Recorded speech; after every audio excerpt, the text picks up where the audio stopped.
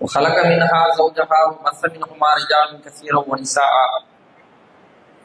واتقوا الله الذي تساءلون به والارحام ان الله كان عليكم رقيبا. அன்பார்ந்த சகோதர சகோதரிகளே, தாய்மார்களே, ஒரு சிறிய சட்டத்தை சொல்லிவிட்டு என்னுடைய மார்க்க சொற்பொழிவு நிகழ்ச்சியினை நான் ஆரம்பம் செய்கின்றேன்.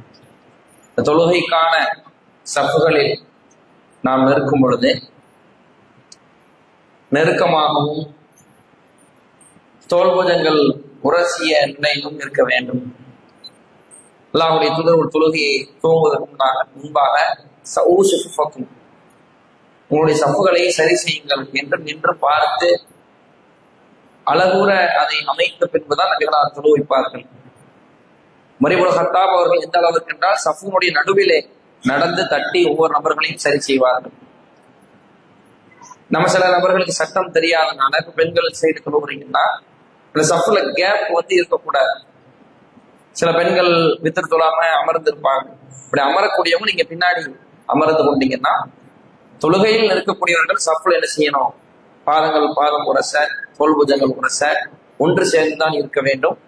ஷைத்தான் அதற்கு இடையில் ஆட்டுக்குட்டியை போன்று உங்களுடைய தொழுகையை பறிக்கிறார். அல்லாஹ் அப்படி சொல்றார். சஃப்புகளில் நீங்கள் கொஞ்சம் கேப் விட்டுன்றதால் உங்களுடைய உள்ளம் மாறுபடக்கூடியதாக இருக்கிறது. சஃப்பை நீங்கள் நெருக்கமாக வைத்திருந்தால் ஒரு ஒற்றுமையை நான் தருவதாக அல்லாஹ்வுடைய தூதர் ஸல்லல்லாஹு அலைஹி வஸல்லம் சொல்றாங்க. இதை இஸ்லாமிய சமுதாயம் என்ன செய்யணும்? தொழுகை விஷயங்களை ஒரு மசாலாவாக எடுத்துக்கொண்டு அதை நாம் பின்பற்ற வேண்டும். இன்றைக்கு இஸ்லாமிய சமுதாயத்திற்கு குறிப்பாக பெண்களுக்கும் ஆண்களுக்குமான ஒரு முக்கியமான அறிவுரைகளை நாம் சொல்ல இருக்கிறோம். அனைவர்களும் சலசலப்பு இல்லாமல் இந்த அறிவுரைகளை கேட்குமாறு கேட்டுக்கொள்கிறேன். இஸ்லாமிய ஆண்கள் பெண்கள் அவர்களுடைய ஒழுக்கவியல் எப்படி இருக்கிறது என்பதனை சிறிதாக நாம் உரசி பார்க்க இருக்கிறோம். அல்லாஹ்வுடைய தூதர் ஸல்லல்லாஹு அலைஹி வஸல்லம் சொன்னாங்க, அல் ஈமானு பிதும் வ சித்தூன ஷுஅபா. ஈமான் என்பது 60க்கும் நெருக்கமான கிளைகள். வல் ஹயாவு ஷுஅபத்து மினல் ஈமான். வெட்கமும் ஈமானிலிருந்து உள்ளதாகும் என்று சொன்னார்கள். இந்த வெட்கப்படுகிற தன்மை என்பது இன்னைக்கு நம்ம சமுதாயத்தில் குறைந்து விட்டது. குறிப்பாக அந்நிய ஆண் அந்நிய பெண் விஷயத்தில் நம்ம எந்த அளவுக்கு வெட்கப்படக்கூடியவர்களாக இருக்கிறோம். வெட்கம் ஒரு அந்நிய ஆண் பெண் விஷயத்தில் வந்துவிட்டால் தவறிலிருந்து நாம் விலகி விடுவோம். இதை ஈமானை தொடர்புபடுத்தி சொல்றாங்க. அல் ஹயாவு ஷுஅபத்து மினல் ஈமான். வெட்கம் என்பது ஈமானில் உள்ளது. ஈமான என்ன? அல்லாஹ்வை நம்புவது, மாணவர்களை நம்புவது, வேதங்களை நம்புவது, மறுமை நாளை நம்புவது, நன்மையும் தீமையும் அல்லாஹ்வுடைய புறத்தில் இருந்தால் வருகிறது என்ற விதியை நம்புவது. இது அனைத்துமே நம்பிக்கை சார்ந்தது. அல்லாஹ்வை நம்ம பார்க்கல, எல்லா வேதங்களையும் பார்க்கல, எல்லா தூதர்களையும் பார்க்கல, மறுமை நாளை பார்க்கவில்லை, விதியை பார்க்கவில்லை. இதெல்லாம் நம்பிக்கை சார்ந்த விஷயங்கள். ஒருவர் இதில் ஒன்றை மறுத்து விட்டாலும் அவர் காஃபிராகி விடுவார். நான் நபிமார்களை ஏத்துக்கிற வேதத்தை ஏத்துக்க மாட்டேன்னா அவர் காஃபிர் தான். அப்ப இந்த நம்பிக்கைகள் தொடர்பு படுத்தி அல்லாஹ்வுடைய தூதர் இந்த வெட்கத்தை சொல்கிறார்கள் என்றால், வெட்கம் இன்றைக்கு சமுதாயத்தில் இருக்குதா? குறிப்பாக இளம் வயதில் இருப்பவர்கள்ட்ட வெட்க உணர்வு என்பது இருக்கிறதா? இன்னும் கூடுதலாக நீங்கள் பார்த்தால் அல்லாஹ்வுடைய தூதர் ஸல்லல்லாஹு அலைஹி வஸல்லம் சொல்றாங்க, இன்னா மிம்மா அத்ரக்க நாஸு மின் கலாமின் நுபுவா. நுபுவத்திலிருந்து எல்லா நபிமார்களும் தன்னுடைய மக்களுக்கு சொன்ன ஒரு கருத்து இருக்கு. அது ஆதம் நபியாக இருந்தாலும் நூஹ் நபியாக இருந்தாலும் உலகத்தில் உள்ள எல்லா நபிமார்களும் சொன்ன கருத்து என்னவென்றால், இதாலம் தஸ்தகி ஃபஃஅல் மா ஷி'த. வெட்கம் இல்லை என்றால் நீ நாடிய மாதிரி இருந்துக்க. எல்லா இறை தூதரும் உலகத்திற்கு சொன்னது வெட்கத்தை பற்றி சொல்லியிருக்கிறார். அல்லாஹ்வை வணங்கணும், தூதரை பின்பற்றணும் என்று எப்படி சொன்னார்களோ அந்த மாதிரி எல்லா இறை தூதரும் சொன்ன ஒரு கருத்து என்னன்னா, வெட்கப்படுங்கள், வெட்க உணர்வு உங்களிடத்தில் வர வேண்டும் என்பதனை நமக்கு வலியுறுத்தி சொல்லியிருக்கிறார்கள். அல்லாஹ்வுடைய தூதர் எப்படி இருப்பாங்களா? ஒரு கன்னி பெண் வெட்கப்படுவதை போன்று வெட்கப்படுவார்களா? ஹதீஸ்கள்ல ஆயிஷா ரலியல்லாஹு அன்ஹா சொல்றாங்க, ரசூலுல்லாஹ்வுடைய வெட்கம் என்பது ஒரு கன்னி பெண் எப்படி வெட்கப்படுவாளோ அந்த மாதிரி இருக்கும். ரசூலுல்லாஹ் வயசு என்ன? 60, 63 ரசூல்லா இறந்து போறாங்கண்டா, அந்த வயசுல முதுமையான வயசுல கூட ரசூல்லா ஒரு கன்னி பெண்ண மாதிரி வெக்கப்படுவாங்க. கன்னிப்பெண் வெக்கம் எப்படி, அதையும் ரசூல்லா ஹதீஸ்ல தெளிவுபடுத்துறாங்க. ஒரு கன்னி பெண் இருக்கிறார், இந்த மணமகனை உனக்கு பிடிச்சிருக்கா அப்படின்னு கேட்டா, அந்த பெண்ணுக்கு பிடிச்சிருந்தா கூட எஸ்ன்னு சொல்லாது, ஆமான்னு சொல்லாது. என்ன சொல்லுவாங்க தெரியுமா? வெட்கத்தில் அமைதியாக இருந்து விடுவார்கள். கன்னி பெண்ணுடைய மௌனம் என்பது திருமணத்துக்கு சம்மதமானது, திருமணத்திற்கு சம்மதத்துக்குரியது என்று அல்லாஹ் சொல்றாங்க. இந்த மாதிரி அல்லாஹ் வெக்கப்படுவாங்க. ஆனால் சுபஹானல்லாஹ், இன்றைக்கு இஸ்லாமிய சமுதாயத்தை எடுத்துக்கொண்டால் இந்த வெட்க உணர்வு இருக்கிறதா? கண்களை அல்லாஹ் வழங்கி இருக்கிறார். எதை பார்க்க வேண்டும் பார்க்க கூடாது மார்க்கம் சொல்லுதுல. ஒரு அந்நிய ஆண் அந்நிய பெண்ணை பார்க்கலாமா? ஒரு அந்நிய பெண் அந்நிய ஆணை பார்க்கலாமா?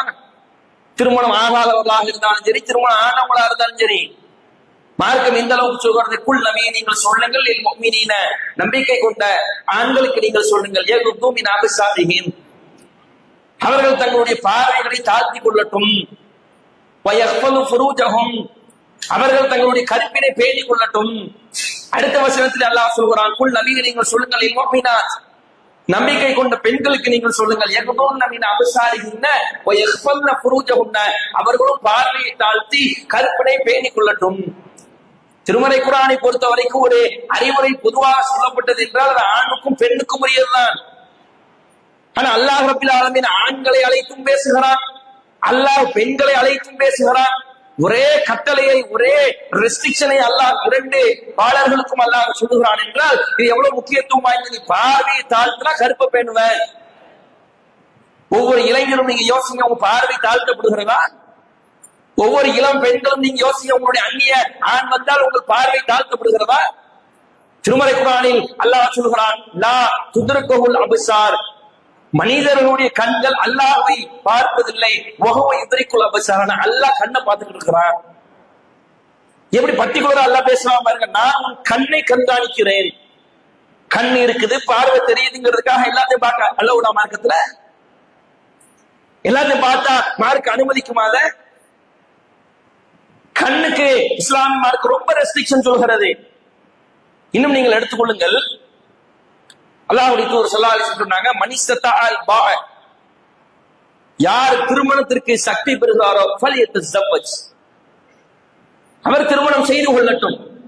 திருமணம்ங்கிற கொள்கையை வலியுறுத்தி சொல்கிற மார்க்கம் இஸ்லாம். இஸ்லாத்துல துறவரம்லாம் கிடையாது. நான் தொழுதுகிட்டே இருக்க போறேன், நோன்பு வச்சுக்கிட்டே இருக்க போறேன், என் இளமை எல்லாம் அல்லாஹ்வுடைய பாதையில அர்ப்பணிக்கிறோம்னா அவன் சரியான முஸ்லீம் கிடையாது. சரியான முஸ்லீம் யாரு? ஒரு பெண்ணை பார்க்கணும், சம்மதத்தோட திருமணம் செய்யணும், குழந்தை குட்டிகளை பெற்றுக்கணும், குடும்பத்துக்கு மனைவிக்கு செய்யற கடமை இருக்கு, பிள்ளைக்கு செய்ய வேண்டிய கடமை இருக்கு, தாய் தந்தைக்கு செய்ய கடமை இருக்கு. இந்த துறவரம் போறாங்க இல்ல, அவங்கள தன்னை இறைவனுக்காக அர்ப்பணிக்கிறேங்கிறது சரியான விஷயம், முட்டாள்தனமானது. ஏன்னா உன்னை பெத்த தாய் தந்தையை விட்டு நீ துறவரம் போயிருந்தியா? உன்னை பெற்று விட்டு உங்க அத்தா அம்மா துறவரம் போயிருந்தா நீ இன்னைக்கு உயிரோடு இருந்திருப்பியா? மனைவியை விட்டு பிள்ளையை விட்டு மார்க்கம் என்று கிடப்பதை இஸ்லாம் ஆதரிக்கவில்லை. அல்லாஹ்வுடைய தூதர் தூங்கவும் செய்வார்கள், தொழவும் செய்வார்கள், நோன்பை விடவும் செய்வார்கள், கடமையான நோன்பு அல்லாத நோன்புகளை வைக்கவும் செய்வார்கள். அல்லாஹ்வுடைய தூதர் எந்த அளவுக்கு திருமண முறைக்கு சொல்றாங்க?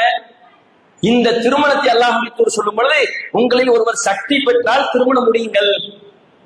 ஏன்னா ஃபஇன்னஹு அகல்லு லில் பஸர், அது பார்வையை தாழ்த்தும். திருமணம் என்ன செய்யும்னா பார்வையை தாழ்த்தும். ஒரு ஆண் இருக்கிறாருன்னா கல்யாணம் முடிச்சுட்டா அந்நிய பெண்ணை பார்ப்பதை விட்டும் இந்த திருமணம் தடுக்கணும். ஒரு பெண் இருக்கிறாள் என்றால், திருமணம் முடித்து விட்டாள் என்றால் அந்நிய ஆணை பார்ப்பதை விட்டும் தடுக்க வேண்டும். அல்லாஹ்வுடைய தூதர் சொல்றாங்க, வஹ்ஷனில் ஃபர்ஜ், உன் கற்பு ஒழுக்கத்தை அது பேண செய்யும். வமன் லம் யஸ்ததி, சக்தி பெறல, திருமணம் உனக்கு பலி கொடுத்து வலிமா வச்சு உனக்கு மகர் கொடுத்து முடிக்க முடியலையா, சக்தி இல்லையா, அலைஹி பிஸௌமி, நீங்கள் நோன்பு வைத்துக் கொள்ளுங்கள். ஃபஇன்னஹு லஹு விஜாஉன், நோன்பு உணர்வுகளை கட்டுப்படுத்தும். திருமணத்தினுடைய மைய புள்ளியாக அல்லாஹ்வுடைய தூதர் சொல்வது பார்வையை தாழ்த்தும், கருப்பொழுக்கத்தை பேணும். எல்லா திருமணமும் அப்படி இருக்குதா? திருமணம் முடிந்ததற்கு பிறகு உறவு முறைகள் மாறுவதில்லையா? மார்க்கம் தடுத்த முறையிலே உறவு அமைவதில்லையா? பார்வை அலைமோதுவதை பார்க்க முடிகிறத. அப்ப இங்க என்ன பிரச்சனை? அல்லாஹ்வுடைய தூதர் திருமணம் பார்வை தடுக்குண்டாங்க, தடுக்கல. நபிமொழி பொய்யா? அப்ப நம்மளுடைய செயல்பாடுகளில் கோளாறு இருக்கிறது. என்ன கோளாறு? நீங்க யோசிச்சு பாருங்க. அல்லாஹ்வுடைய தூதுவர் ஸல்லல்லாஹு அலைஹி வஸல்லம் பெண்களுடைய ஆடை அலங்காரத்தை பற்றி பேசுவாங்க, நிறைய இடத்துல பேசுறாங்க. ஒரு ஆண் இருக்கிறான், அதிகமாக ஆண்கள் தான் பெண்களை பார்க்கிறார்கள். ஒரு பெண்ணை ஒரு ஆண் பார்க்கிறான்டா அவருடைய உடை எப்படி இருக்கணும், அவருடைய நடை எப்படி இருக்கணும், அவருடைய பேச்சு எப்படி இருக்கணும், எல்லாத்தையும் மார்க்கம் வரையறுக்கிறது. திருமறை குர்ஆன்ல அல்லாஹ் சொல்லும் பொழுது, நீங்கள் குலைந்து பேசாதீர்கள், அந்நிய ஆடவரிடத்துல குலைந்து பேசக்கூடாது. கட் அண்ட் ரைட், எஸ்னா எஸ், இந்த காரியத்தை செய்யினா செய்யின்னு சொல்லு, இல்லனா இல்லன்னு சொல்லு. ஒரு கடையில போனா இஸ்லாமிய பெண்கள் எப்படி பேரம் பேசுறாங்க, கொஞ்சம் குறைச்சுக்கோங்க. 1000 ரூபாய்க்கு வராதா, என்ன வழிதல் என்ன நலிதல், வருமா வராதன்னு போல்டா பேச அல்லாஹ் சொல்றான். கொலைந்து பேச்சிலே ஒரு பெண் எப்படி இருக்கணும், கொலையக்கூடாது. இயல்பு உன்னிடத்தில் அப்படி இருந்தாலும் கூட நீ மாற்றிக்கொள்ள வேண்டும், குலைந்து பேசக்கூடாது இஸ்லாம் சொல்கிறது. குறிப்பாக ஆடை விஷயத்தை இஸ்லாம் ரொம்ப ரெஸ்ட்ரிக்ஷனா சொல்கிறது, வெளியே வரும்பொழுது. நீங்க இஸ்லாமிய பெண்களுடைய ஆடை, வெளியே வருகிற அலங்காரத்தை நீங்கள் பார்த்திருக்கிறீர்களா? ஃபர்தா போடுறாங்க, அந்த ஃபர்தா எதற்கு? இன்னைக்கு ஒரு கூட்டம் இஸ்லாமியருடைய ஹிஜாபை சட்ட ரீதியாக கலட்ட வேண்டும் என்று துடிக்கிறார்கள். ஹிஜாப் தடுப்பு சட்டம் கொண்டு வர வேண்டும் என்று முனைகிறார்கள். எத்தனை பேர் போராடினார்கள், எவ்வளவு பொருளாதாரம், எவ்வளவு சிறைச்சாலைகள். நம்ம சமுதாய பெண்களை அந்த ஹிஜாபுக்காக போராடுனா, குரல் கொடுத்தா நீ ஒழுங்கா போட மாட்டிய, இதுக்காகத்தான் குரல் கொடுத்தோமா, இதுக்காகத்தான் போராடுகிறோமா, இதற்காகத்தான் இறை சட்டத்தில் நீ கை வைத்தால் நாங்கள் பெருமளவில் போராட்டம் நடத்துவோம், ஜனநாயக ரீதியாக அதை எதிர்கொள்வோம் என்று சொன்னது இதுக்குத்தானா? எப்படி போடப்படுகிறது ஹிஜாப்? இறுக்கமாக ஹிஜாப் அணிவது அனுமதியா மார்க்கத்துல? அல்லாஹ்வுடைய தூதர் சொல்றாங்க, சின்பான மின அஹ்லின்னார், 2 கூட்டத்தார்கள் நரகத்தில் உள்ளவர்கள். சாட்டையை வைத்துக் கொண்டு மக்களை அடிப்பவர் ஒண்ணு, இரண்டாவது நிசாவும் காசியாக்கும், இறுக்கமான மெல்லிய ஆடை அணிந்த பெண். இந்த 2 நபர்களும் நரகவாசிகள். லா யதுகுலுனல் ஜன்னா, சொர்க்கத்திலே அவர்கள் நுழைய மாட்டார்கள். வலா யஜிதுன ரீஹா, சொர்க்கத்தினுடைய வாடையை கூட நுகர மாட்டார். சொர்க்கத்துல போக மாட்டேங்கிறதே பெருசு, சொர்க்கத்தினுடைய ஸ்மெல் கூட உனக்கு வராது. அப்ப எந்த அளவு கண்டனத்துக்குரியது. இன்றைக்கு இஸ்லாமிய பெண்களுடைய ஆடை பாருங்கள், இறுக்கமாக இருக்குது. போடலாமா இருக்குமா? ஃபர்தாக்கள் அவ்வளவு டிசைன். எதுக்கு ஃபர்தா? உங்கள் அலங்காரத்தை, உடம்பை மறைப்பதற்காக. அதுல என்ன அலங்காரம், அதுல என்ன டிசைன்? நீங்க எந்த கலர்லயும் போடுங்க, மார்க்க கலரை பத்தி பேசல. எதுக்கு அலங்காரம்? பார்க்கறதுக்கு நல்லா ஜொலி ஜொலின்னு இருக்கிறது, அலங்காரம் கிராண்டா இருக்கிறது, இதை போடலாமா? ஈமான் உள்ள ஒரு பெண் இதை அணிவாளா? இதை அணிந்து கொண்டு வெளியே வருவாளா? அவள் முஸ்லிம் என்று சொல்லலாமா? எப்படிப்பட்ட இஸ்லாமிய உம்மத்துகளை பார்த்திருக்கிறோம். ஒரு பெண்மணி வலிப்பு நோய் வந்து அல்லாஹ்வுடைய தூதர் காலத்தில் விடுறாங்க. சாதாரண நோயா வலிப்பு நோய்? அல்லாஹ்வுடைய தூதர் கேட்கிறான், அல்லாஹ்வுடைய தூதர் எனக்கு வலிப்பு நோய் இருக்கு, அல்லாஹ்வுக்கு துஆ செய்யுங்க. அல்லாஹ்வுடைய தூதர் ஸல்லல்லாஹு அலைஹி வஸல்லம், நீ பொறுத்துக்கிட்டீனா உனக்கு சொர்க்கம். சரி, நான் பொறுத்துக்கிறேன். வலிப்பு நோய் சாதாரண நோய் கிடையாது, ஃபிக்ஸ் தெரியும்ல. நான் ஃபிக்ஸ் வந்து வலிப்பு வந்து விழும்பொழுது என் ஆடை விலகுகிறது, அல்லாஹ்வுடைய தூதர் அதுக்கு பிரார்த்தனை செய்யும். ஒரு பெண் வலிப்பு நோயால் இழுத்துக் கொண்டு கிடக்கும் பொழுது எந்த ஆணா தப்பா பாப்பானா? அப்படியான நேரத்தில் கூட என் ஆடை விலகக்கூடாது என்று இருந்த அந்த தீன்குல பெண்கள் என்ன இன்னைக்கு வேண்டும் என்று இறுக்கமாக அலங்காரமாக ஆடை அணிந்து கொண்டு வரக்கூடிய நம்முடைய பெண்கள் எங்க? எல்லாரையும் சொல்லல, இதுலயும் ஈமான் உறுதியோடு இருக்கிற பெண்கள் இருக்கிறார்கள். இதுலயும் நம்ம மார்க்க சொன்ன மாதிரி இருக்க வேண்டும் என்ற நல்ல உள்ளம் உள்ள ஒழுக்கமான பெண்கள் இருக்கிறார்கள். அவங்கள குறையே சொல்லல. எந்த ஊர்ல எடுத்து பாருங்க, இஸ்லாமிய பெண்களுடைய அந்த ஹிஜாப் எப்படி இருக்கிறது. ஷால்ல அவ்வளவு அலங்காரம், முன்னாடி பின்னாடி நம்ம கண்ணாடி வச்ச மாதிரி ஜொலி ஜொலின்னு ஜொலிக்குது என்றால் இதற்கு ஃபர்தா தேவையா? மேக்கப் போடாதவர்கள் உண்டா? வெளியே வரும்போது மேக்கப், மூஞ்சியை பாத்தீங்கன்னா இங்க இருந்து ஒரு 5 சென்டிமீட்டர் வீங்கி இருக்கும். என்னன்னா மேக்கப், லிப்ஸ்டிக், ஐலைனர், மஸ்காரா, அது லிஸ்ட். அது சொன்னாலே 10 வரைக்கும் சொல்லலாம். அதுல ஸ்மஜ் ப்ரூஃப்னு ஒண்ணு இருக்கிறார். மழையில தண்ணியில என்ன பட்டாலும் அது அழிஞ்சு போகாது. இது எதுக்கு? இது போட வேண்டாம் நம்ம சொல்லலையே, போடுங்க, அலங்காரமா இருங்க. எவ்வளவு நாள் லிப்ஸ்டிக் போடுங்க, பத்தலைன்னா அடுப்பு கறி எடுத்து கூட தேய்ச்சிக்கங்க. கலர் பத்தலைன்னா கோலப்பொடி வாங்கி கலக்கினாலும் போட்டுக்கோங்க. யார் வேண்டாம்னு சொன்னா கணவன்கிட்ட போடுங்க. உங்க கணவன் முன்னாடி நிற்கும் பொழுது நீங்க எத்தனை லிப்ஸ்டிக்கும் போடுங்க, எத்தனை ஐலைனரும் போடுங்க, எந்த மாதிரியான ஆடை அணிகளையும் அணிந்து கொள்ளுங்கள். வெளியே வந்தால் மூஞ்சில ஒரு சொட்டு மேக்கப் இல்லாமல், ஒரு லிப்ஸ்டிக் இல்லாமல் இறைவன் உங்களை எப்படி படைத்தாலும் அப்படி வருகிறீர்களா? அப்படி போறோமா ஒரு இடத்திற்கும்? கொஞ்சம் யோசிச்சு பாருங்க, எது அழகு? இதையே புரிய வைக்க வேண்டியது இருக்கு. லிப்ஸ்டிக் போட்ட அழகா, மேக்கப் போட்ட அழகா? இதெல்லாம் வியாபாரம். அன்றைய காலத்துல உள்ளவங்கன்னா லிப்ஸ்டிக் போட்டுதான் இருந்தாங்களா? வியாபாரம் தெரியாம வியாபாரத்துக்கு சில ப்ராடக்ட் உண்டாக்கி விற்கிறான். அது தெரியாம எது வியாபாரம் எது இல்ல, சரி ஏதோ செஞ்சு தொலைங்க, பிரச்சனை இல்ல, கணவன்ட்டு செய்யுங்க. ஆயிஷா ரலியல்லாஹு அன்ஹா அல்லாஹ்வுடைய தூதரோடு போருக்கு செல்கிறார்கள். நபிமார்களுடைய மனைவி யாரு தெரியும்? எப்படி தெரியுமா? எந்த ஆணும் பார்க்கவே முடியாது. சாதாரண பெண்கள் எப்படின்னா முகம் தெரியலாம், கை தெரியலாம், கால் தெரியலாம். நபிமார்களுடைய மனைவியை யாரும் பார்க்க முடியாது. பிரத்யேக சட்டம். ரசூலுல்லாஹ் இல்லைன்னா இறந்து போயிட்டா யாரும் திருமணம் செய்ய முடியாது, அவருக்கு பிரத்யேக சட்டம். ஆயிஷா அவங்களை யாரும் பார்க்க முடியுமா? முடியாது. அந்த அளவுக்கு மறைப்பு இருக்கும்.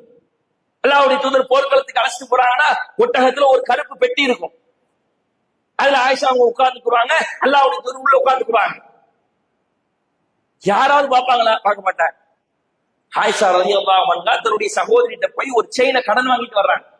அல்லாஹ்வுடைய தூதரோட போருக்கு போறேன், ஒரு செயின் தான். இன்னைக்கு நம்ம பெண்கள் எதுக்கு செயின் வாங்குறாங்க? நாளைக்கு ஒரு ஃபங்க்ஷன் இருக்கு, ஒரு கல்யாணம் கூட இருக்கு, ஒரு பால் காட்சி கூட இருக்குது, கொஞ்சம் உன் செயினை தாயேன், கொஞ்சம் உன் ட்ரெஸ் தாயேன். என்னைக்காவது என் கணவன் வீட்டுக்கு வந்திருக்காரு, விளையாட்டு வந்திருக்காரு, அங்க இருந்து வந்திருக்காரு, என் கணவன் முன்னாடி என்ன அழகா காட்டப்படும் ஒரு செயின் தான் வாங்கியிருக்கிறீங்களா? ஒரு கம்மல் தான் வாங்கியிருக்கிறீங்களா? என்ன இன்டென்ஷன், என்ன நோக்கம்?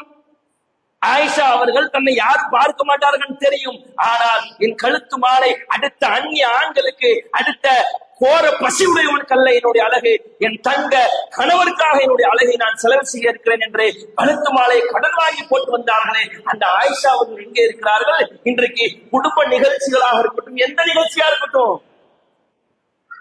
என் தம்பிக்கு கல்யாணமா அலங்காரம் போடலாமா? யார் உங்களுக்கு சட்டம் சொல்லி தந்தது? உங்க திருமண நிகழ்வாவே இருக்கட்டும், ஏன் திருமண பெண்ணாவே இருங்க. எனக்கு ஒரு நாள் நகை போட்டுக்கிறோம், ஒரு நாள் பன்றி இறைச்சி சாப்பிடலாமா? ஒரு நாள் பன்றி இறைச்சி சாப்பிட முடியுமா? அது தப்புனா தப்பு தானே. ஏன் ஒரு பன்றி இறைச்சியில் இருக்கிற ஹராம் சிந்தனை ஏன் உங்களுக்கு இதுல இல்ல? பன்றி இறைச்சியாவது தடை, நீ தின்னா நரகத்துக்கு பெருவன் அல்ல டைரக்டர் சொல்லல. ஆனால் மெல்லிய ஆடை அணிந்தால், இறுக்கமான ஆடை அணிந்தால், அலங்காரமாக வெளியே வந்தால் நீ நரகத்து பெண்மணி என்று அல்லாஹ்வுடைய தூதர் சொல்லியிருக்கிறார்களே, இதற்கு இஸ்லாமிய பெண்களுடைய அச்சம் எங்கே? என் அழகை, என் ஆடை அழகை என்னுடைய கணவனை தவிர உலகத்தில் எவருக்கும் காட்ட மாட்டேன் என்று வெறி பிடித்த ஒரு பெண்ணை பார்க்க முடியுதா? உண்மையான அல்லாஹ்வின் தூதரை நேசிக்கிற பெண்ணாக இருந்தால் ஒழுக்கமா வெளியே வரணும், மேக்கப் இல்லாம வெளியே வரணும், அலங்காரம் இல்லாம வெளியே வரணும். கணவர்கிட்ட நீங்க என்னதான் செஞ்சுக்கலாம், எப்படி உடையும் அணியுங்கள், எப்படி நீங்க மேக்கப் போட்டுக் கொள்ளுங்கள். எந்த அளவுக்கு மார்க்கம் இருக்குதுன்னா, அல்லாஹ்வுடைய தூதர் ஸல்லல்லாஹு அலைஹி வஸல்லம் அவர்கள் சொல்வதாக ஸைனப் அவர்கள் அறிவிக்கிறாங்கல்ல, இதா ஷஹிதத் இஹதா குன்னல் மஸ்ஜித், பெண்களாகி நீங்கள் பள்ளிவாசலுக்கு வந்தால், தொழுகைக்காக நீங்கள் வருகை புரிந்தால், ஃபலா தமஸ்ஸதீபா, நறுமணம் நீங்க பூசக்கூடாது. எங்க பள்ளிவாசலுக்கு நீங்கள் வந்தாலும் நீங்கள் நறுமணம் பூசக்கூடாது. இன்னொரு செய்தி முஸ்லிமில் வருகிறது, ஐயுமா இம்ரத்தின் அசாபத் பஹ்ரா, அந்த காலத்துல நறுமணத்தை புகை மூலியமா எடுத்துக்கொள்வாங்க. இன்னைக்கு கூட உண்டு ஊதுலாம். அடி பொருத்தி வச்சா புகை மாதிரி வரும், அதுல அபாவை ட்ரெஸ்ஸை வச்சு நறுமணத்தை பயன்படுத்துவாங்க. அந்த மாதிரி ஒருத்தர் புகையை நீங்கள் பயன்படுத்தினால் பல வைங்க. பள்ளிவாசலுக்கு வர ஆரம்பிக்கிறாங்க. பள்ளிவாசலுக்கு நீ வர வேண்டாம், வீட்டுல தொழு. எதுக்கு சென்ட் அடிச்சுட்டு பள்ளிவாசலுக்கு வர்ற? நீ சென்ட் அடிக்கிற வேண்டிய இடம் பள்ளிவாசல் அல்ல. பள்ளிவாசலுக்கு வருகிற பெண் நறுமணம் தேவையில்லை. பள்ளிவாசல் எப்படிப்பட்ட தப்பு நடக்கிற இடமா, வரம்பு மீற இடமா, எவ்வளவு இறையச்சத்துக்கு நீ இங்க எப்படி வரணும்னு சொன்னா ரோட்ல எப்படி போகணும்? ஒரு கல்யாணத்துக்கு எப்படி போகணும்? ஒரு ஃபங்க்ஷனுக்கு எப்படி போகணும்? ஏன் இது இஸ்லாமிய பெண்களுக்கு புரிவதில்லை? நறுமணம் வேண்டாம் என்று சொல்லவில்லை, அணிய வேண்டிய இடத்தில் அணியுங்கள். அந்த மாதிரிதான் ஆணும் தன்னுடைய அழகை தான் போடுகிற அந்த டிரெஸ் அனைத்தையும் மனைவிக்காக இருக்க வேண்டும். வெளியே போகும்போது நல்லா சென்ட் அடிச்சு டிப்டாப்பா கிளம்பிட்டு வீட்டுக்கு போயிட்டு ஒரு பழைய ட்ரெஸ் போட்டு படுத்திருந்தா, பழைய ஒரு மணியில போட்டு டிவி பார்த்துட்டு இருந்தா, அழகை காட்ட வேண்டிய இடம் என்பது உங்கள் மனைவியிடத்தில், மனைவிமார்களே உங்கள் கணவனிடத்தில். இதற்கு மாற்றமாக இன்னும் அல்லாஹ்வுடைய தூதர் கூடுதலாக சொல்றாங்க, ஒரு மனைவி ஒரு பெண் அந்நிய ஆடவர் முகர வேண்டும் என்று நறுமணம் பூசினால் நீ விபச்சாரி என்றார்கள். அவ்வளவு பெரிய வார்த்தை. சென்ட் போட்டு வந்து அடுத்த ஆம்பல் அதன் நுகரம் நீ நினைச்சினா நீ விபச்சாரம் செய்தவள் என்றார். சென்ட் என்னது? ஒரு பெண் போகிறாள், கண்ணை மூடுறாங்க, சென்ட் ஸ்மெல் பண்றதுதான். அந்த பெண்ணை பார்க்க தேவையில்லை, ஸ்மெல்லுக்கே நீ விபச்சாரி என்று சொல்லுகிறார் என்றால், சுபஹானல்லாஹ், நாம் போடுகிற மேக்கப்புகள், ஆடை அலங்காரங்கள், அதை அந்நிய ஆடவர்களுக்கு விருந்தாக மாற்றினால் சில பெண்கள் நீங்க நார்மலா கூட அதை செய்யலாம், எந்த தப்பான இன்டென்ஷன் இல்லாம கூட சற்று அலங்காரமாக வரலாம், நீங்க உங்களுக்கு தேவைக்காக மேக்கப் போட்டு வரலாம். அப்படி வருவதும் தவறு. ஒரு மார்க்க பிழை சொல்லப்பட்டால் மாற்றிக்கொள்ள வேண்டும், இல்ல அப்படித்தான் வருவேன் சொல்லக்கூடாது. அல்லாஹ்வுடைய தூதர் இன்னொரு செய்தி, எந்த அளவுக்கு அல்லாஹ்வுடைய சொல்றாங்க பாருங்க, லா யஹுல்லு லி இம்ராத்தியான் தஸூம வ ஸௌஜஹா ஷாஹிதுன் இல்லா பிஇذن. சுன்னத்தான நோன்பு இல்லாம உபரியா வைக்கிற நோன்பு கணவன் அனுமதியோடு தான் வைக்க வேண்டும். வணக்க வழிபாடு, ஒரு நோன்பு வைக்க வேண்டும் என்றாலும் அல்லாஹ்வுக்காக நீங்க செய்வதாக இருந்தால், கருப்பு நெறியோடு நீங்கள் வளர்க்கவில்லை என்றால் அல்லாஹ்வுக்கு நீங்க பதில் சொல்லணும். கணவன்மார்களே, உங்கள் மனைவிகள் மார்க்க வரம்பை மீறி வெளியே வருகிறார்கள் என்றால் நீங்க அல்லாஹ்வுக்கு பதில் சொல்ல வேண்டும். இல்ல, நான் அப்படித்தான் ஆடை அணிவேன், அப்படித்தான் மேக்கப் போட்டு வெளியே வருவோம்னா அவள் ஒரு இஸ்லாமிய பெண்ணா, அவள் நமக்கு தேவையா என்பதை இந்த சமுதாயம் முடிவெடுக்க வேண்டும். ஒழுக்கம் எப்படிப்பட்ட மார்க்கம்! யூசுப் அலைஹிஸ்ஸலாம் தங்க தூதர், ஒரு பெண் கதவை அழைக்கும் பொழுதும் கூட காலம் ஆயதல்லா, யாரெல்லாம் என்னை பாதுகாத்து விடு என்று சட்டை பின்புறமாக கிழிந்த ஒரு தூதர். நம்ம போடுற மாதிரியான லோ குவாலிட்டி ஷர்ட் கிடையாது. அன்றைக்குள்ள சட்டைகள்லாம் பாத்தீங்கன்னா கடுமையான ரொம்ப ஹார்டா இருக்கிற சட்டை. அந்த சட்டையை பிடித்து இழுத்து கிழிக்கிற அளவுக்கு இருக்கிறது என்றால் எந்த அளவுக்கு அந்த சேலையில் இருந்து ஓடி இருப்பார். இந்த வரலாறை பெற்ற இந்த சமுதாயம் இப்படி இருக்கலாமா? யோசிங்க. எப்படி ஒழுக்கம் உள்ள ஒரு மார்க்கம், எப்படி நடக்கணும், எப்படி பார்க்கணும், எப்படி சாப்பிடணும் சொல்லி தந்த ஒரு மார்க்கத்தில் இருந்து கொண்டு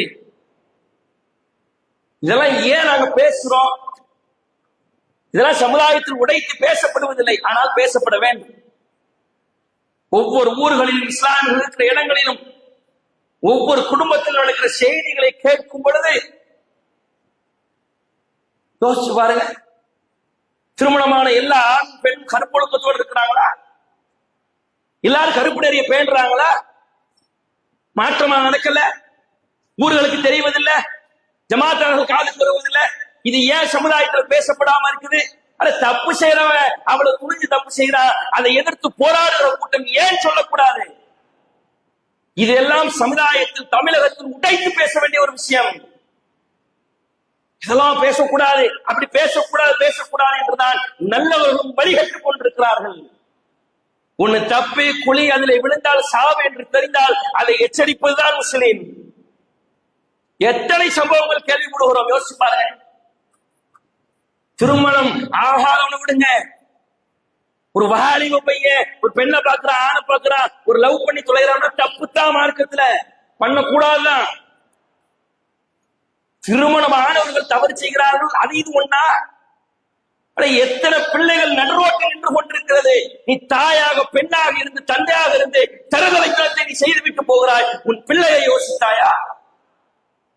இந்த பிள்ளை எப்படி கூப்பிடுவான்? இது யார் பிள்ளை தெரியுமா? இப்படி போனால அவன் மகன், இப்படி போனாமல அவன் மகன். நீ செஞ்ச தப்புக்கு உங்க பிள்ளைகள் இந்த பணியை சாக நம்பி சொல்லப்படுமா? ஈவிரக்க வேண்டாம். பிள்ளைகளுடைய முகத்தை பார்த்தால் கூட அது தவறு என்று உங்களுக்கு தெரியவில்லையா? என்ன நடந்து கொண்டிருக்கிறது சமுதாயத்தில்? யார் என்னன்னா வரவில்லையா கேட்கறதுக்கு ஆள் இல்ல, கேட்கிறதுக்கு அல்லாஹ் இருக்கிறான். உங்கள் கண்களை கண்காணிக்கின்றான். நீங்கள் தனித்திருந்தால் கண்காணிக்கின்றான். உங்களோடு எப்போதும் 2 மலக்குமார்கள் இருக்கிறார்கள். ஒருவருடைய வேலை நீங்கள் என்ன செய்தாலும் பதிவு செய்வான். நீ உலகத்துல தப்பிக்கலாம், உலகத்தில் உள்ள எல்லா மனிதரையும் விட்டு தப்பிக்கலாம், உலகத்தில் உள்ள கருவியை விட்டு தப்பிக்கலாம். ஆனால் மலக்குமார்களை அல்லாஹ் படைத்தார். அவர்கள் நாளை அல்லாஹ்விடத்தில் ஒப்படைப்பார்கள். நாளை மறுமையிலே நிற்கும் பொழுது தெரியும், அல்லாஹ் இதுவெல்லாமா இதுல பதிவு செய்யப்பட்டிருக்கிறது. அல்லாஹ் ரப்பல் ஆலமீன் நாளை மறுமை நாளில் சில சாரார்களுக்கு அரிசியினுடைய நிழலை கொடுப்பானா. அல்லாஹ் சொல்றாங்க, ஒரு ரஜுலுன் தலபத்துஹு இம்ரத்துன் தாத்த முன்சிபின் வ ஜமாலின். அழகுள்ள ஆட்சி அதிகாரம் உள்ள ஒரு பெண் தவறான இச்சைக்கு அழைக்கும் பொழுது காலை நீ அகாஃபுல்லா, நான் அல்லாஹ்வுக்கு பயப்படுறேன் என்று ஒரு ஆண் சொல்றான் பாருங்க, அல்லது ஒரு பெண் சொல்றா பாருங்க. இவர்களுக்கு அரிசியினுடைய நிழல். ஒட்டுமொத்த சமுதாயம் வேயிலே தலை கருகாமையில் சூரியன் இருந்து காய்ந்து கொண்டிருக்கிற நிலையில் உலகத்திலே வாழும் பொழுது யாரும் உன்னை பார்க்கவில்லை. அவள் ஆட்சி அதிகாரத்தில் இருக்கிற பெண், நீ தவறு செய்தாலும் உன்னை காப்பாற்றி விடுவாள். அவள் அழகான பெண், நீ பார்த்தால் ரசிக்கிற விதத்தில் தான் அவள் இருந்தாள். ஆனாலும் நான் அல்லாஹ்வை அஞ்சுகிறேன் என்ற கிழித்த கோட்டை நீ நின்றாயே, என் வசனத்தின் பால் நீ நின்றாயே, உனக்கு என்ன பரிகாரம் தெரியுமா? எல்லோரும் வெயிலில் காய்ந்து கொள்ளுங்கள். இவர்களை மற்ற அல்லாஹ் ரப்பல் ஆலமீன் தன்னுடைய அரசிற்கு கீழாக நிழலை கொடுக்கிறான் என்றால் எவ்வளவு பெரிய சிறப்பு! இது வேண்டாமா? இது வேண்டாமா? இஸ்லாமிய இளைஞர்களே சிந்தித்து பாருங்கள். இது நமக்கு வேண்டாமா? உலகத்தினுடைய அற்ப சுகத்திற்கு விழுந்து விடாதீர்கள். அதான் மார்க்கம் பார்வையே கட்டுப்படுத்துகிறது. அப்படி ஒருவன் மீறி பார்த்தாலும் கூட அந்த பெண்ணுடைய உடை அவனை அடுத்த நிலைக்கு தள்ளி போயிடக்கூடாது. இறுதியாக ஒரு செய்தியை சொல்லி முடித்துக் கொள்கிறேன். நிறைய இருக்குது. இப்னு மாஜாவில் இடம்பெறுகிற ஒரு செய்தி, லஅலமன் அக்வாமின் உம்மத்தி யஅதுன யௌமல் கியாமா பிஹஸனாத்தின் அம்சாலி ஜிபால் திஹாமா. அல்லாஹ்வுடைய தூதர் சொல்றாங்க, என்னுடைய உம்மத்திலிருந்து சில பேர் மறுமை நாளிலே திஹாமா என்ற மலை அளவு நன்மை உடையவர்களாக வருவார்கள். மலை அளவு நன்மை யோசிச்சு பாருங்க, சாதாரண விஷயமா? ஆனா ஃபஜஅலஹுல்லாஹு அஸ்ஸ வ ஜல்ல ஹபஅன் மன்சூரா, அல்லாஹ் அதை உடைத்து சுக்குநூறாக ஆக்கிவிடுவான். மலை அளவு நன்மை வருது, அது சுக்குநூறாக ஆக்கப்படுகிறது. சஹாபாக்கள் பயந்து விட்டார்கள். கால சௌபான் என்ற நபி தோழர் கேட்கிறார்கள், யார் ரசூலுல்லாஹ் சிஃப்ஹும் லனா, அது யாரு நீங்களுக்கு சொல்லுங்க. ஜல்லிஹும் லனா, அவருடைய வர்ணனை எங்களுக்கு சொல்லுங்கள். அந்த நகூனு மின்ஹும் வ நஹ்னு லனா அலமூன், நாங்க அப்படி இருந்துடக்கூடாது, அவர்கள் யார் என்று தெரிந்தால் நாங்கள் எச்சரிக்கையாக இருப்போம். அல்லாஹ்வுடைய தூதரே சிஃப்ஹும் லனா, அவர்கள் யார் என்று தயவு செய்து சொல்லுங்கள் கேட்கிறார். அல்லாஹ்வுடைய தூதர் சொன்னாங்க, அம்மா இன்னஹும் இக்வானுக்கும் மின் ஜில்தத்திக்கும், அவர்கள் உங்கள் சகோதரர்கள் தான், உங்கள் வழி தோன்றர்கள் தான். வயகுதூன மினல் லைலி கமா தகுதூன், நீங்கள் இரவு தொழுகை தொழுவதை போன்று அவர்களும் தொழுவார்கள். கடமையான தொழுகை தொழுபவன் அல்ல, இரவு தொழுகையும் அவன் தொழுவான். இந்த ஹதீஸ்ல ரமலான் மாசத்துல வரல. அப்ப சாதாரண நாட்களில் இரவு தொழுகை தொழுறதுன்னா நம்ம எவ்வளவு இறைச்சவாதி நம்ம பாருங்க. எல்லா நாளும் இறைச்சமா இருக்கிறாரு, தொழுகிறாரு, 3 மணிக்கு எஞ்சி தஹஜ்ஜுத் தொழுகிறாரு. சரிதான், அது உலக பார்வை. நம்ம பார்வை, படைத்தவனுடைய பார்வை, இரவு தொழுகை தொழக்கூடியவர் எல்லா நாளையும். வலாகின்னஹும் அக்வாமுன், ஆனா அவங்க எப்படிப்பட்டவங்க தெரியுமா? இதா ஹலவு, தனித்தவர்கள் இருந்தால் மஹாரிம் அல்லாஹ் இன்தஹக்குஹு, அல்லாஹ்வுடைய வரம்பை உடைத்து விடுவான். தனிமையில இருந்தா அவன் வரம்பு மீறி விடுவான். இப்ப யோசிச்சு பாருங்க, ஒவ்வொருவருடைய நிலையும். இரவு தொழுகை எல்லா நாட்களையும் தொழுகிற அளவிற்கு என்றால் அவர் கடமையான தொழுகை எவ்வளவு பேணிக்கா இருப்பார். அப்படிப்பட்ட ஆளு எல்லாம் செய்யறாரு. தான தர்மம் செய்யலாம், ஹஜ்ஜு கொடுக்கலாம், உமரா செய்யலாம், லட்சக்கணக்கில் கொடுக்கலாம். தனிமையில் யாரும் இல்லை என்று அல்லாஹ்வுடைய வரம்பை நீ மீறிவிட்டால் நீங்கள் யோசித்து பாருங்க அன்பு சகோதர சகோதரிகளே, அல்லாஹ் இதை எப்படி அவருக்கு பாடமாக கூட்டுகிறான். நன்மையே கிடையாதுன்னு சொன்னாங்க. மலக்குமார்கள் பதிவு செய்து நன்மையாக ஆக்கப்பட்டு அந்த நன்மையை அவன் கண் முன்னால் மலையாக குவித்து வைத்து அதை அல்லாஹ் இல்லாமல் உடைத்து சுக்குநூறாக ஆக்குனான் என்றால் எந்த அளவுக்கு அல்லாஹ் அதை வெறுக்கிறான், எந்த அளவுக்கு அல்லாஹ் பாடம் புகட்டுகிறான். நன்மையை எழுதி கொண்டு வந்து உடைக்கிறான் அல்லாஹ். ஒரு ஆணும் பெண்ணும் தனிமையில் எப்படி இருக்க வேண்டும், ஒவ்வொருவரும் நாம் எப்படி இருக்கிறோம், நம்முடைய பார்வை முதல் பேச்சு முதல் சிந்தனை முதல் அனைத்தும் எதை நோக்கி செல்கிறது என்று அல்லாஹ் அஞ்சிக் கொள்ளுங்கள். அல்லாஹ் உங்கள் கண்களை குறித்து விசாரிப்பான். நாளை மறுமை நாளிலே திருமறை குர்ஆனில் அல்லாஹ் சொல்கிறான், உங்களுடைய தோல் புஜங்கள் அல்லாஹ் பேசும். நீம ஷஹீதுத்தும் அலைனா, உங்களுடைய கண்கள் அல்லாஹ்விடத்தில் பேசும், உங்கள் காதுகள் அல்லாஹ்விடத்தில் பேசும். அப்ப மனிதன் கேட்பானா, நீம ஷஹீதுத்தும் அலைனா, என்னப்பா தோல் ஏன் கூட தான் இருந்த, எனக்கு எதிராக நீ சாட்சி சொல்றிய? தோலை விட்டுட்டு தப்பு செய்ய முடியுமா? வெட்டி போட்டா போக முடியும்? காலை அறுத்து போட்டா தப்பு செய்ய முடியும்? தப்பு செய்யும் போதெல்லாம் கண்ணு உடல் உறுப்புகள் கூட இருக்கும், உறுப்புகள் பேச ஆரம்பிச்சிடும். வாய் பேசினா பொய் பேசுவேன், எல்லாம் வாய் கொடுத்துட்டே இருக்குவான். நீ ஏன் எனக்கு எதிராக சாட்சி சொன்ன? மனுஷன் அப்படி கேட்பான். நான் தோல்ட்டேன். தோல் சொல்லுமா, அந்த கல்லாஹ் அல்லது அந்த கப்புள்ள செய்யும் எல்லாவற்றையும் பேச வைத்த அல்லாஹ் தான் எங்களை பேச வச்சான். உறுப்புகளை படைத்தவன் அல்ல. உலகத்துல வாய் பேசும் என்பது அல்லாஹ் விசிட்டம். அல்லாஹ் நினைச்சா காதை பேச வைப்பான், படைச்ச வேண்டும் செய்யலாம. அல்லாஹ் நினைச்சா கண்ணை பேச வைப்பான். உலகத்துல வாய் பேசி அல்லாஹ்வுடைய ஆர்டர் பேசு, மறுமையில வாய்க்கு கூட்டு உறுப்புகள் எல்லாம் பேசு. யாழ்லா அவன் இதை பார்த்தா, இதை கேட்டா, இதை செஞ்சா, இதுக்கு நடந்தா, இன்னென்ன தப்பு செஞ்சாலும் உடல் உறுப்புகள் அல்லாஹ்விடத்தில் புட்டுக்கு புட்டாக வைத்தால் ஒவ்வொருடைய நிலைமை எப்படி இருக்கும் என்பதனை இஸ்லாமிய ஆண்களும் பெண்களும் புரிந்து கொண்டு வரக்கூடிய காலத்தில் ஈமான் என்பது கருப்பு நெறி என்பது வெட்கம் என்பது இந்த சமுதாயத்தில் அதிகமாக இருக்க வேண்டும். கருப்பு நெறியில நெருப்பாக இருக்க வேண்டும். யூசுப் அலைஹிஸ்ஸலாம் அவருடைய வரலாறு, இது போன்ற வரலாறுகளை தனிமையில் உட்கார்ந்து படித்து பார்த்து உங்கள் ஈமானை வலுப்படுத்திக் கொள்ளுங்கள். நாம் தனிமையிலே தவறு செய்வதற்காக தனிமையினுடைய வாசலை நாம் திறந்தால் மறுமையிலே உங்களுக்கு சொர்க்கத்தான வாசல் அடைக்கப்பட்டு விடுகின்ற அச்சத்தோடு வாழுங்கள். இந்த உலகமே அற்பமானது, இந்த உலகத்தில் உள்ள அனைத்தும் அற்ப சுகமானது என்பதை புரிந்து கொண்டு எது பிராக்டிக்கல் லைஃப், நாளை மறுமை எது என்பதனை புரிந்து தெளிந்து நடக்கிற ஒரு பாக்கியத்தை அல்லாஹ் ரப்பில் ஆலமீன் உங்களுக்கு எனக்கு தருவானாக என்று கூறி இந்த உரையை நிறைவு செய்கிறேன். வாஹிர் தவானா அல்ஹம்துலில்லாஹி ரப்பில் ஆலமீன். அஸ்ஸலாமு அலைக்கும் வரஹ்மத்துல்லாஹி வபரகாத்துஹு.